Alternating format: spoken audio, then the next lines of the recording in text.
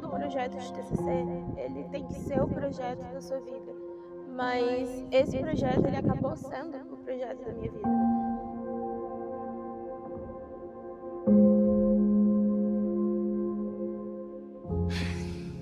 Bom, oi. Preciso gravar isso aqui antes que a minha coragem suma, porque em todo esse processo de quando eu decidi que contaria a minha história também no documentário e que faria alguns depoimentos de making off, eu me deparei com um grande desafio, que é o de fato de estar em frente às câmeras contando a minha história. É muito mais fácil para mim, é muito mais confortável estar atrás dela, contando as histórias das minhas fontes, perguntando para elas como elas se sentem, tentando trazer um conforto para elas falarem de frente às câmeras, do que eu mesma pegar o meu celular e gravar como eu tô fazendo aqui.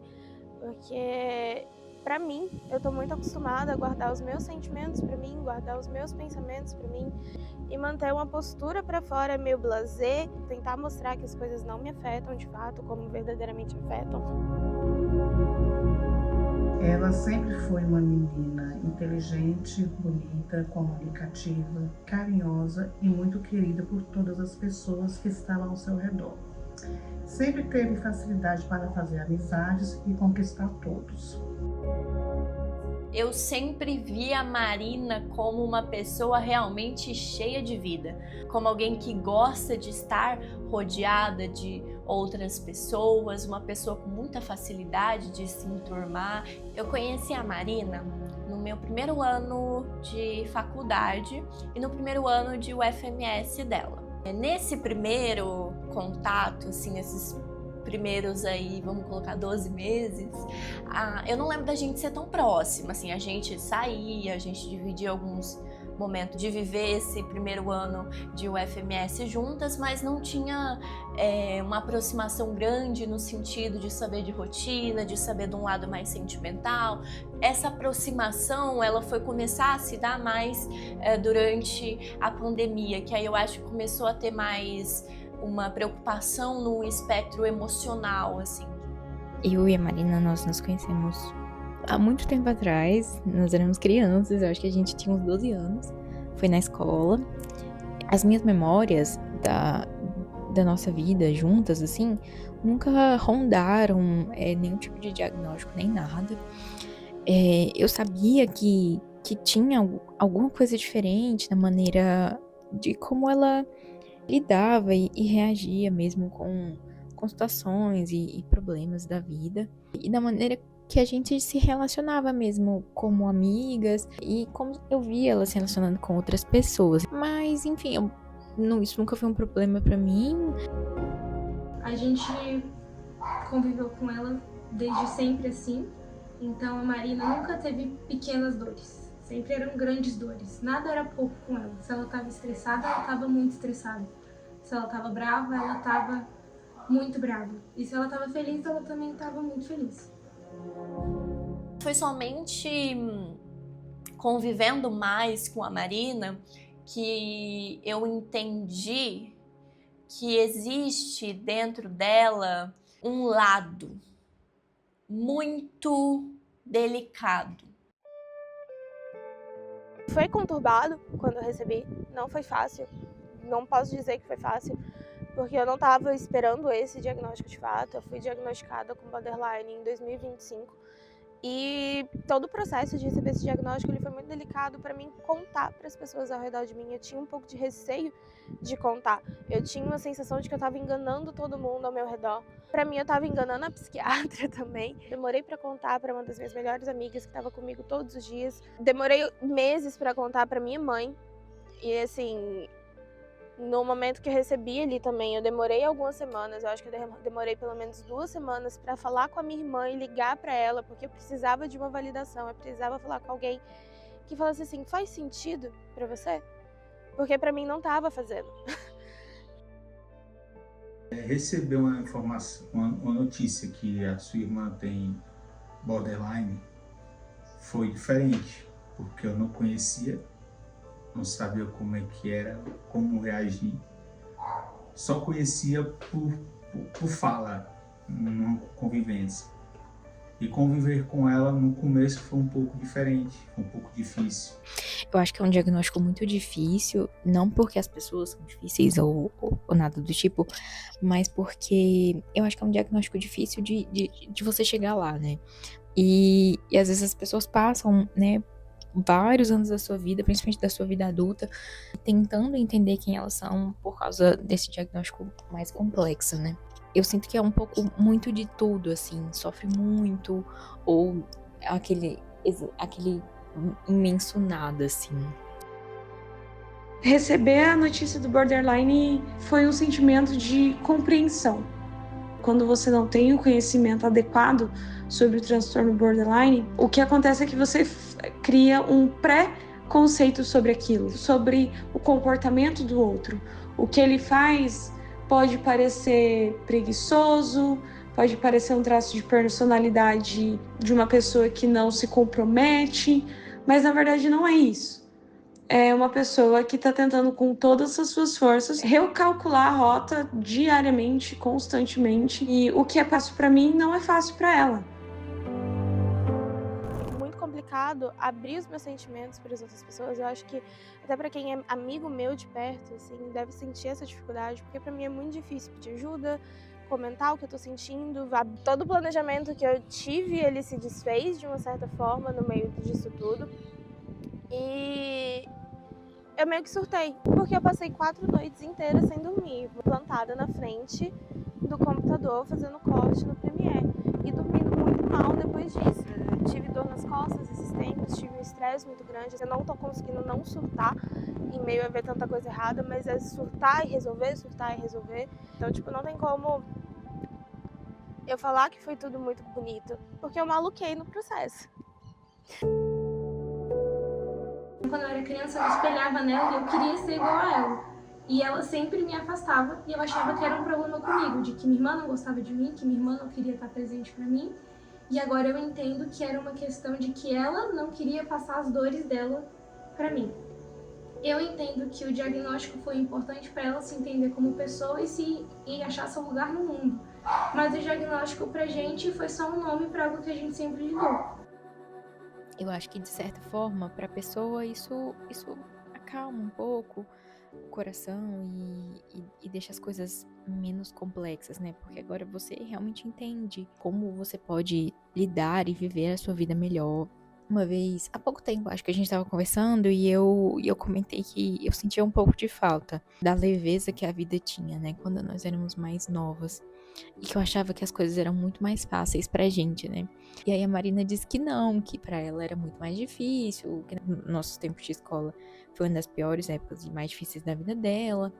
E aí na hora, assim, eu não falei nada, mas eu meio que pensei, falei, caramba, mas que coisa, né? Porque pra mim, na minha cabeça, a vida adulta sempre tende a ser mais difícil, mais complexa. Mas ela ter falado que não, e que hoje em dia, inclusive, as coisas estão mais fáceis, muda, assim, um pouco da minha cabeça. E depois, juntando as pecinhas do quebra-cabeça, eu falei, talvez seja isso, né? Como mãe, foi difícil entender muitas mudanças. Houve momentos em que ela se isolou, deixou de conversar, chorava muito e parecia carregar um sofrimento que nós não conseguíamos alcançar. É muito doloroso ver um filho sofrendo e não conseguir resolver o problema com um abraço ou um conselho. Mas o que aprendi nessa caminhada é que minha filha não é o diagnóstico dela. Ela é muito maior do que isso. O transtorno não define sua inteligência, sua capacidade, seus sonhos, seu caráter ou o amor que ela tem dentro de si.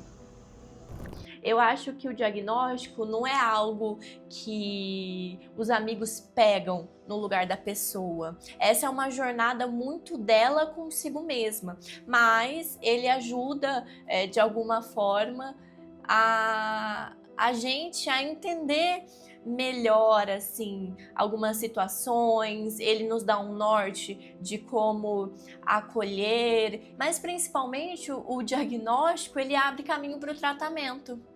No começo foi um pouco complicado, porque a gente começa a pesquisar mais sobre a doença, então a gente começa a se privar também, tipo, certas palavras, certas mensagens que podem incomodar, pode magoá-la, mas depois a gente começou a lidar bem com isso. o borderline ele não veio de imediato como um alívio. Hoje ele é um alívio, é muito massa saber que não necessariamente eu sou maluca, que foi o que eu pensei por muito tempo. O que sou eu e o que é o borderline, eu acho que assim, chegou a um ponto que não tem necessariamente uma diferenciação. É um pedaço de mim e não tem como, não existe uma Marina sem o borderline, porque querendo ou não ele me acompanha. Então, todas as variações de humor, a montanha-russa de sentimentos, a intensidade, ela vai continuar comigo, independente de onde eu for. Então, é um pedaço de mim que não tem como desvincular. Mas consigo separar hoje o que sou eu e o que é o transtorno. O que é uma reação minha que eu teria normalmente e o que seria uma reação ali que eu estou tão no meu limite que o transtorno me faz reagir de uma forma mais agressiva. Como mãe, continuo acreditando nela. Continuo enxergando a menina forte, capaz e determinada que sempre existiu. Tenho orgulho da sua coragem e de buscar o tratamento. Ela continua sendo a Marina. Ela não é uma pessoa com borderline. Ela é minha irmã mais velha. Difícil de lidar ou fácil de lidar, como eu sempre lidei. Sempre. Marina, você merece. Você merece finalizar esse curso. Você merece se autoconhecer cada vez mais e se amar. Ter um transtorno não significa algo ruim. Muito pelo contrário. É só uma forma diferente de enxergar o mundo, mas você tem quem te apoie. A gente te ama muito. Eu te amo muito. Quero te parabenizar por topar mesmo e levar a responsabilidade de falar sobre esse diagnóstico e se colocar nesse espectro que é tão sensível também, né, da gente colocar nossa cara pra jogo, assim.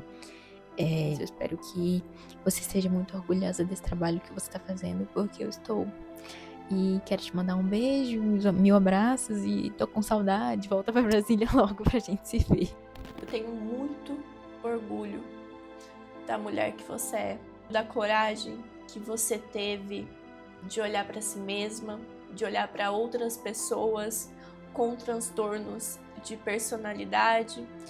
E acima de tudo, eu tenho muito orgulho de ser sua amiga. Me compadeço muito das minhas fontes, me coloco muito no lugar delas. Eu sei como deve ter sido difícil contar suas histórias e espero ter sido alguém que trouxe conforto para elas se sentirem à vontade de compartilhar momentos tão difíceis, né? Eu vivi na prática tudo que as minhas fontes contam para vocês. Então, foram 2 anos muito turbulentos, mas são 2 anos que eu acho que eu fecho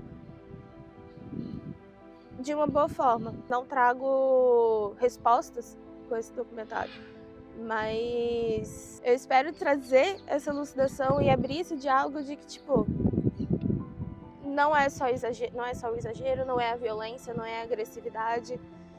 Somos pessoas, né? A gente, por trás do diagnóstico, existe eu, existe a Causa, existe a Diane, existe a Lavínia, existe uma pessoa e existe gente vivendo aquilo ali. Durante esses últimos dias de muita crise, de sufoco e de não dormir, eu me peguei escrevendo, porque eu gosto de escrever, e escrever às vezes ele me dá um alívio. E aí eu escrevi uma dedicatória final. Esse documentário é uma homenagem para quem eu fui, para quem eu sou e para quem eu vou ser. É para todos que passaram por aqui e me permitiram estar junto durante aquele trecho da jornada. E, principalmente, para todos que, em meio do caos, da bagunça, da melancolia persistente, escolheram ficar. Viver se torna massa demais pela garantia de que, em meio à sabotagem de uma mente conturbada, eu tenho onde buscar acolhimento. E para você que está assistindo, olhe para o lado, nós não estamos sozinhos, mesmo que, às vezes, pensemos que sim. O amor está presente em cada mísero detalhe. Bom, eu acho que é isso.